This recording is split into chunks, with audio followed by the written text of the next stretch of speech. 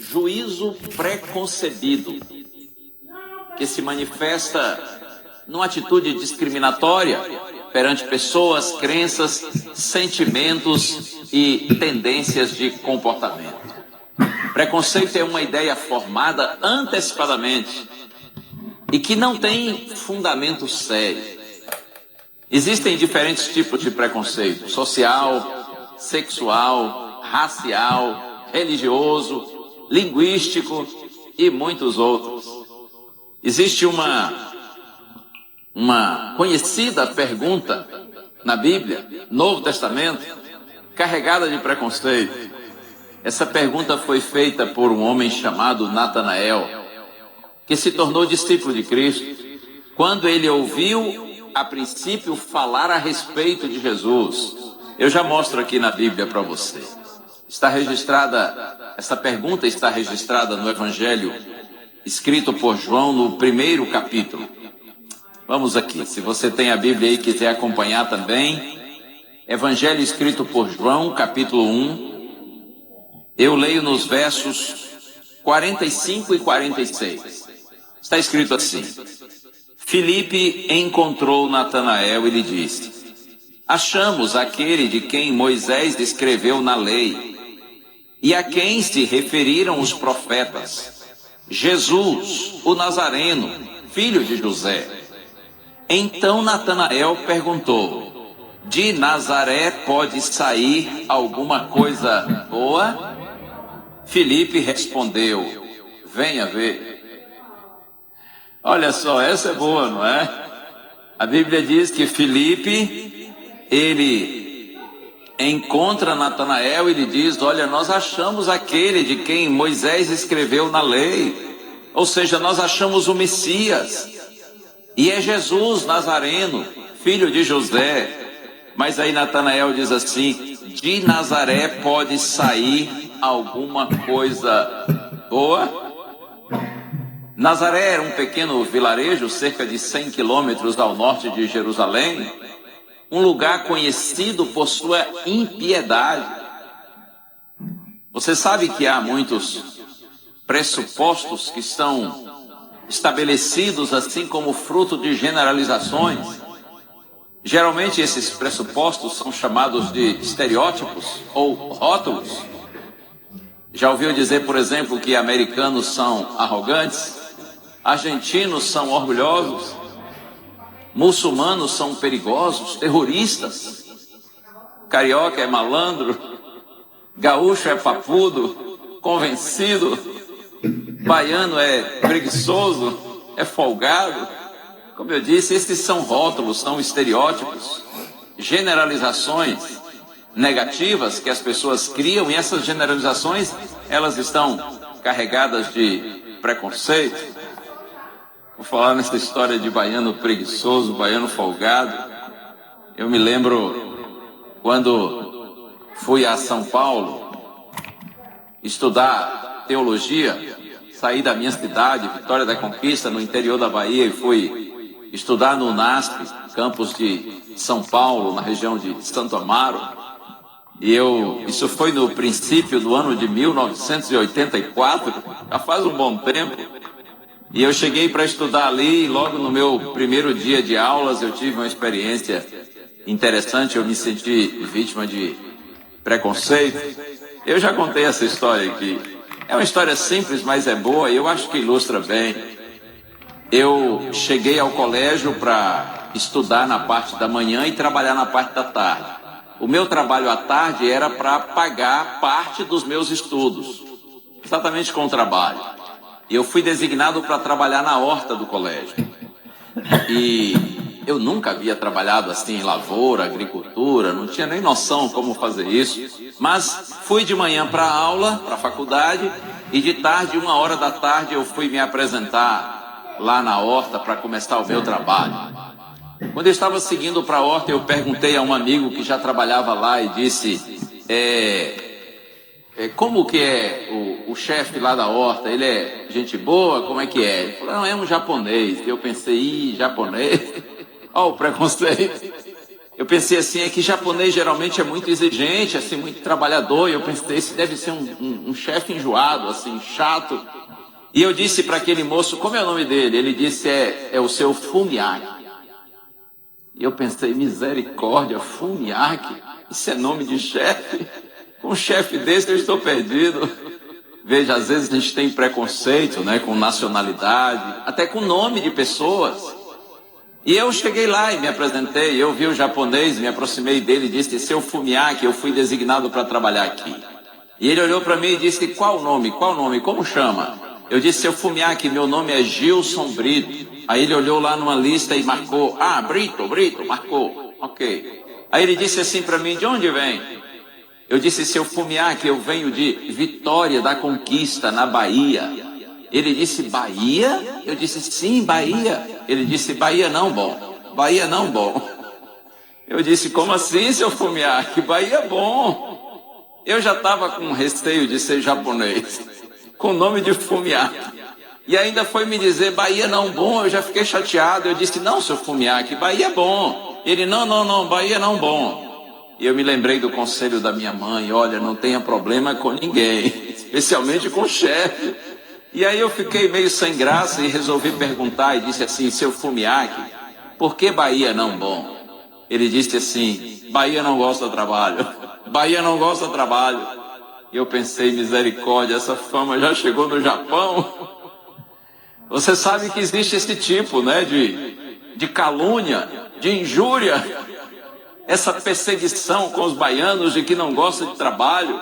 É claro que a gente gosta de trabalhar. Tudo bem que talvez a gente não ama o trabalho, mas a gente gosta. A Bíblia não diz para você amar o trabalho, pelo menos eu não conheço esse tipo de declaração na Bíblia. E se você já viu, me deixe quieto, me deixe na ignorância. A gente deve amar a Deus sobre todas as coisas e ao nosso próximo como a nós mesmos. Mas é importante gostar do trabalho e ser trabalhador. E eu disse para ele, não senhor, seu Fumiaki, Bahia gosta do trabalho sim. Ele disse, não gosta. Eu disse, gosta. E aí ele virou as costas para mim, entrou num quartinho escuro que tinha lá. E ele voltou com um par de botas, essas botas pretas de borracha e uma enxada. E disse assim para mim, vá lá, limpa tudo. E mostrou um mato assim que estava distante. E eu pensei, o japonês está me desafiando. Pois eu vou mostrar para ele que Bahia gosta de trabalho. E aí coloquei as botas, peguei a enxada e fui lá e trabalhei a tarde toda. Eu vi alguns amigos indo beber água e eu pensei, não, eu não vou nem parar para beber água. Porque eu vi que o japonês estava de olho em mim, eu estava de olho nele também. E eu fiquei ali firme, trabalhando, até que eu ouvi o barulho de uma sirene, que era o momento de parar. Era a sirene da libertação. E aí, na hora que eu fui largar a enxada, sinceramente, a enxada não me largou. As minhas mãos estavam grudadas no cabo da enxada, de tanto que eu fiquei ali trabalhando para mostrar para o japonês que Bahia gosta de trabalho.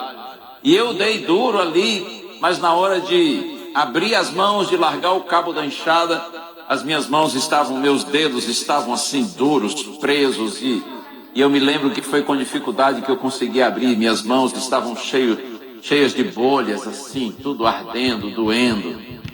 E de longe eu olhei para o japonês e pensei assim, eu vou matar esse japonês. Mas olha, eu não sabia. E não demorou muito para que eu soubesse disso, para que eu notasse isso. Seu Fumiaki era e é uma pessoa maravilhosa. Logo eu percebi que se tratava de uma pessoa doce, agradável, e nós nos tornamos muito amigos. A princípio eu tive preconceito com ele e ele comigo, mas não demorou para eu perceber que de fato era uma pessoa, e é uma pessoa muito querida. Esse ano, no início do ano, no mês de março, eu tive o prazer de ir à igreja do UNASP, preguei lá e encontrei seu Fumiaki 39 anos depois. Ele está hoje com 86 anos de idade, mas ainda forte, graças a Deus, com saúde. É assim, a gente às vezes tem preconceito com as pessoas, nós criamos generalizações negativas, mas isso não raras vezes é fruto da nossa ignorância, da nossa falta de conhecimento. Seu Fumiaque se mostrou para mim uma pessoa compreensiva, bondosa, um ótimo conselheiro. E eu pude provar para ele que Bahia gosta do trabalho. Quer dizer, eu acredito que sim, eu nunca perguntei isso para ele. Mas eu acho que sim. Deus abençoe você. Se você tem sido vítima de preconceito, seja qual for a razão, siga a sua vida, fazendo sempre o seu melhor e pedindo a Deus que lhe ajude a não tratar as pessoas de forma preconceituosa. Jesus, nosso Senhor Jesus Cristo, ele era completamente destituído de preconceito. Eu quero ler com você mais um texto aqui na Bíblia. Está agora no Evangelho de Lucas, no capítulo 15. Quando Cristo foi acusado por alguns dos seus opositores. Evangelho de Lucas, capítulo 15. Eu leio os versos 1 e 2. Na minha Bíblia está escrito assim: aproximando-se de Jesus todos os publicanos e pecadores para o ouvir. Aliás, aproximavam-se de Jesus todos os publicanos e pecadores para o ouvir. Os fariseus e os escribas murmuravam dizendo: este recebe pecadores e come com eles. Qual era a reclamação dos fariseus e dos escribas? Este recebe pecadores e come com eles. Essa era uma acusação verdadeira? O Senhor Jesus Cristo de fato odiava o pecado, mas ele amava os pecadores. Jesus não tratava os pecadores com desprezo, discriminação ou preconceito. Porque acredite, no Evangelho nenhum pecado é acariciado e nenhum pecador é rejeitado. No Evangelho, todo pecado é resolvido e todo pecador é recebido. Nosso Deus vê além da aparência, além do exterior, além dos rótulos, dos estereótipos. Deus vê além dos atos e das palavras. Deus conhece o coração de cada um de nós. Louvado seja o nome do Senhor. Eu gosto de pensar como Deus, ao olhar para a humanidade, nos vê. Será que Deus nos separa e nos classifica assim, tipo como católicos? Esses são católicos, esses aqui são protestantes, aqueles são judeus, os outros são budistas, os outros são muçulmanos. Será que Deus nos classifica assim? Ou será que Deus olha para nós e diz: não, esses são asiáticos, esses aqui americanos, aqueles africanos, esses europeus? Será que Deus nos separa por religião, por etnia, por nacionalidade, por geografia? Será que Ele faz distinção entre ricos e pobres, pretos e brancos, cultos e incultos, entre direita e esquerda? É óbvio que não. Definitivamente não. Aos olhos de Deus, nós somos todos seus filhos e filhas, pertencentes da mesma raça ou mesma espécie, se você preferir. Nós somos seres criados por Ele, conforme a sua imagem e semelhança, porém, infelizmente, desfigurados pelo pecado, destituídos da sua glória, e todos nós completamente carentes da sua bendita graça. Todos os seres humanos são alvos do infinito amor do nosso Deus. Você conhece esse texto, João 3,16, é considerado o verso áureo, o verso principal da Bíblia, que resume a mensagem central da palavra de Deus. Porque Deus amou o mundo de tal maneira que deu o seu Filho unigênito, único, para que todo aquele que nele crê não pereça, mas tenha vida eterna. Veja, porque Deus amou o mundo quer dizer a humanidade, todas as pessoas, indistintamente de quem sejam. Deus amou o mundo de tal maneira que deu o seu Filho único para que todo aquele que nele crê não pereça, mas tenha a vida eterna. Na primeira carta de João, capítulo 2, verso 2, está escrito, referindo-se a Jesus, Ele é a propiciação pelos nossos pecados, e não somente pelos nossos próprios, mas também pelos do mundo inteiro. Oh, glória a Deus! Jesus morreu para perdoar os pecados, não só meus e seus, mas do mundo inteiro. Louvado seja o nome de Deus por isso. Posso mencionar outro texto? Vou até lê-lo. Está aqui na primeira carta de Paulo a Timóteo. Olha que coisa linda isso aqui. Primeira carta escrita por Paulo a Timóteo. Capítulo 2, versos 3 e 4. Está escrito assim. Isto é bom e aceitável diante de Deus, nosso Salvador, que deseja que todos sejam salvos e cheguem ao pleno conhecimento da verdade. O que nosso Deus deseja? Que todos sejam salvos e cheguem ao pleno conhecimento da verdade. Você compreende?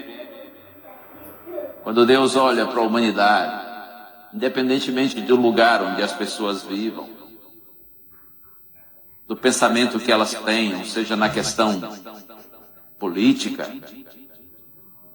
independentemente da condição social delas, da condição financeira, intelectual, independentemente do pensamento religioso, o que Deus quer é que todos sejam salvos e cheguem ao pleno conhecimento da verdade. É maravilhoso pensar e notar que nosso encontro com este Deus bendito nos faz ver as pessoas com um novo olhar, com outros olhos.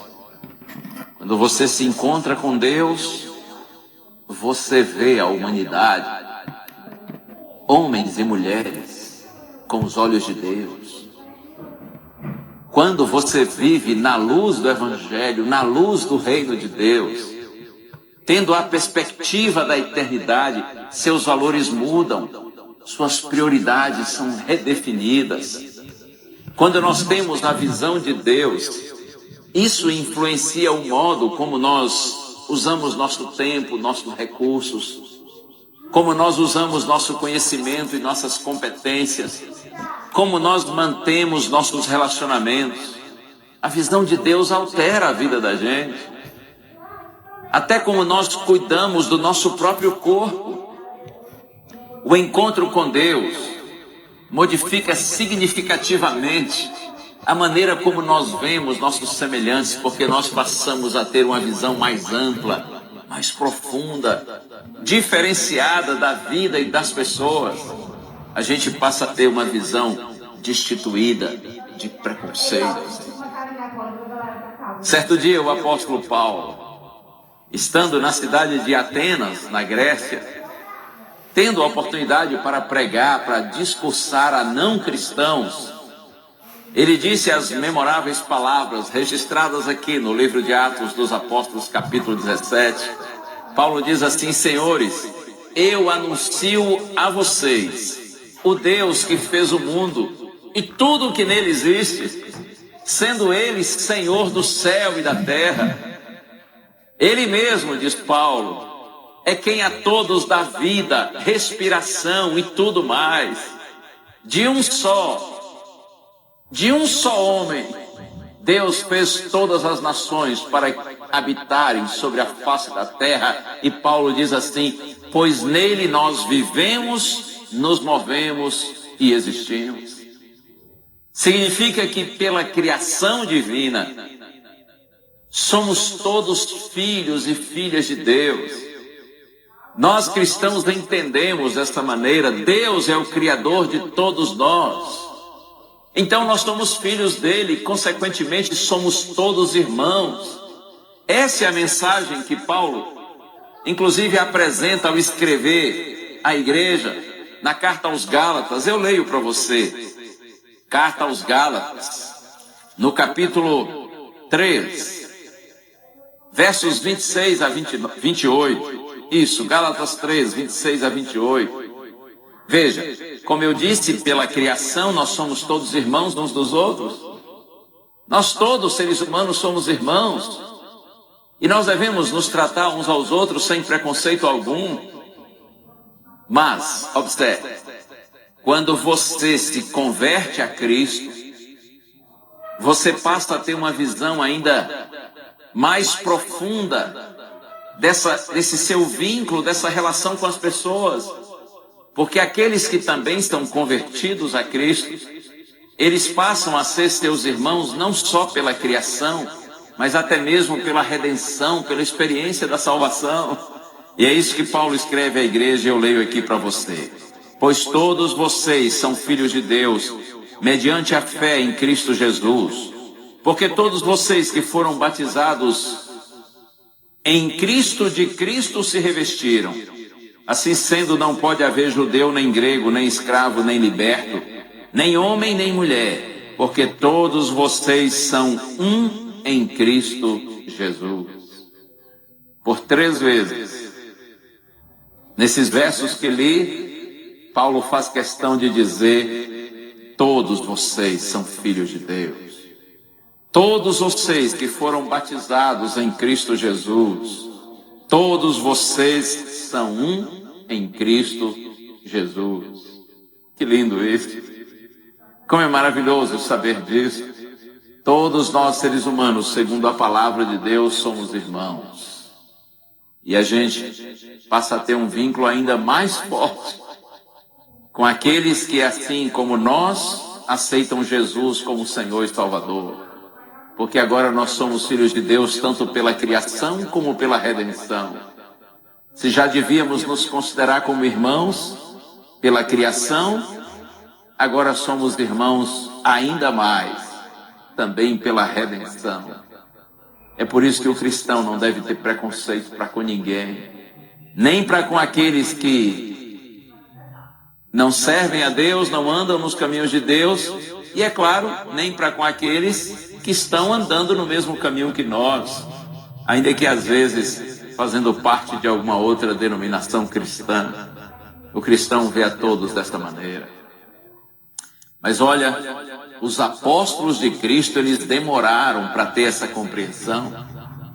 Se você verificar aqui mesmo no livro de Atos dos Apóstolos, no capítulo 10, tem uma história interessante de quando o Senhor chamou Pedro para que fosse à casa de um estrangeiro chamado Cornélio para pregar aquelas pessoas. E Pedro, a princípio, não gostaria de ir, não queria ir. Esse episódio ilustra bem o quanto os apóstolos, a princípio, eles eram preconceituosos.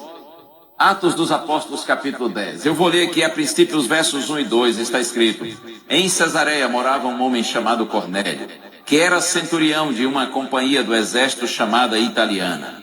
Era piedoso e temente a Deus com toda a sua casa, fazendo muitas esmolas ao povo e orando sempre a Deus.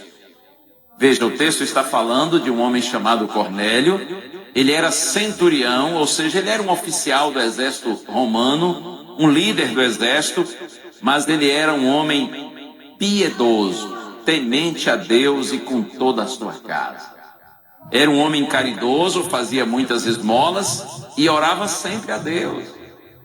Apesar de não ser judeu, de não ser descendente de Abraão, mas ele era um homem temente a Deus, caridoso, piedoso. E na sequência é dito que um dia ele teve uma visão. E um anjo lhe apareceu na visão e disse assim: Cornélio. E ele disse: o que é, Senhor? E então o anjo disse: as suas orações subiram para sua memória diante de Deus. Agora envie a Jope, uma cidade que estava ali relativamente próxima, e mande chamar Simão, também chamado Pedro. Ele está hospedado. E o anjo deu aqui a orientação na residência em que Pedro estava hospedado à beira-mar. E aí o anjo se retirou. A visão acabou e Cornélio rapidamente chamou 2 de seus empregados e mais um soldado e os mandou até Jope, a fim de que eles fossem chamar Pedro.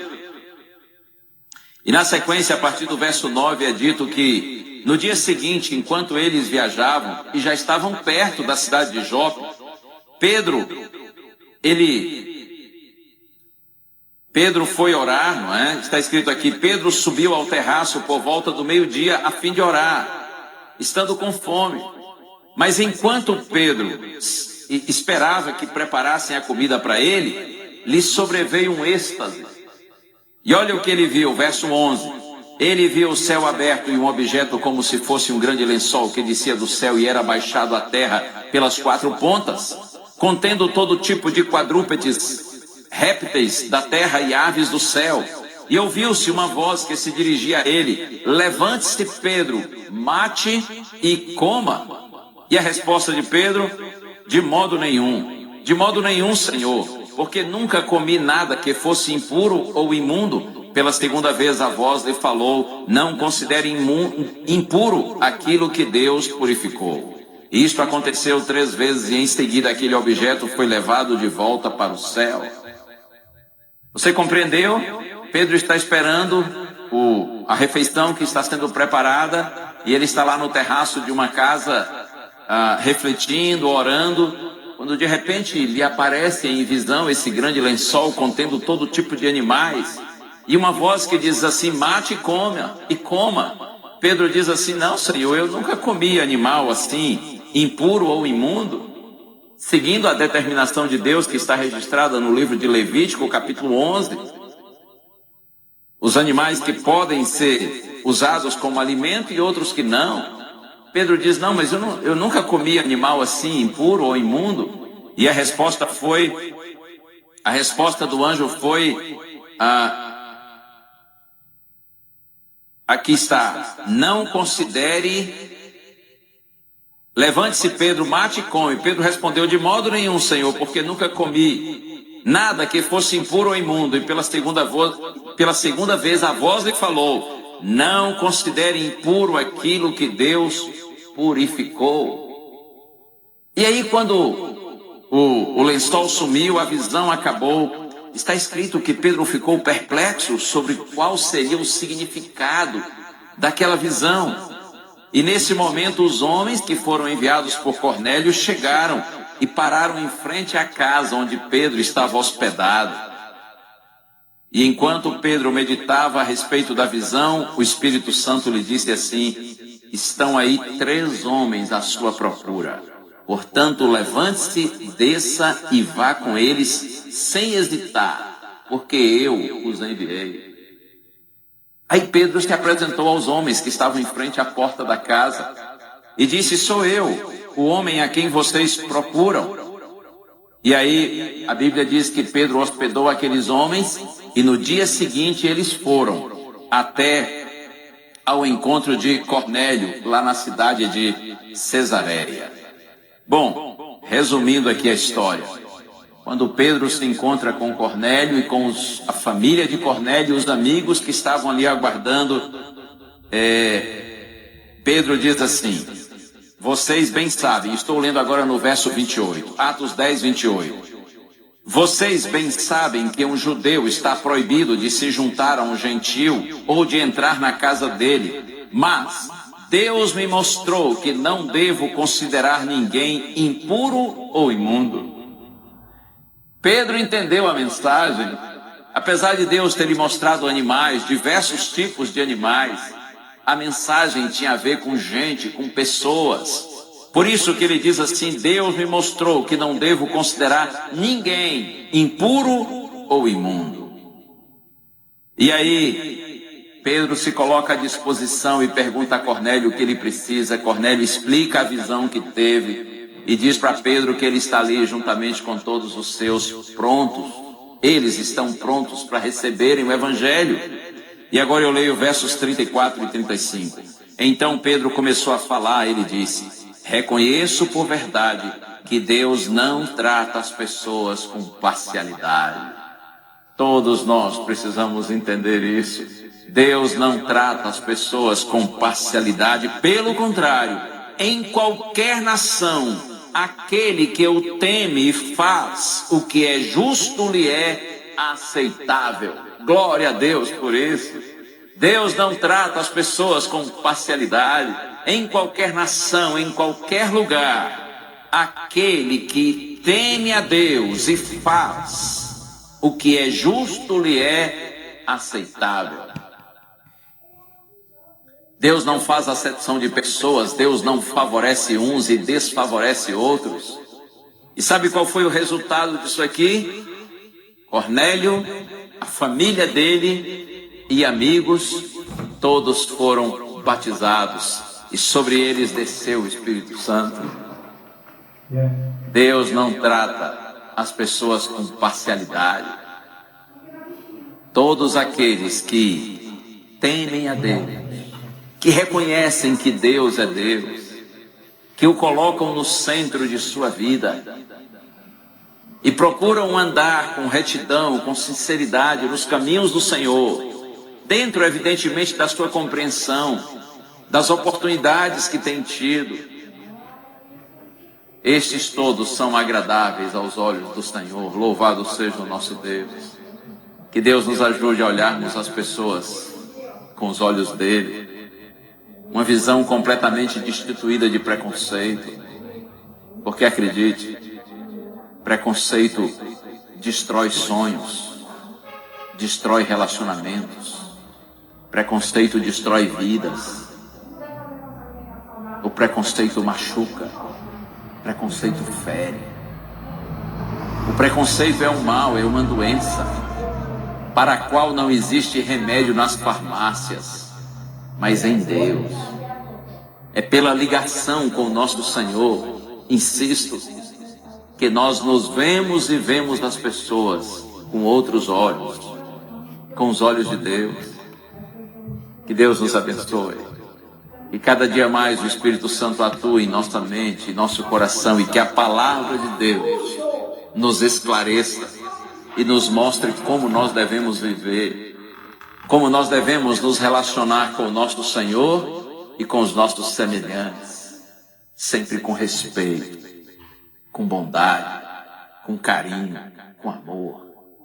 Se em algum momento você precisar dizer algo para alguém que tenha assim um tom de repreensão, fale, não se omita, mas fale sempre com amor, com bondade, com carinho.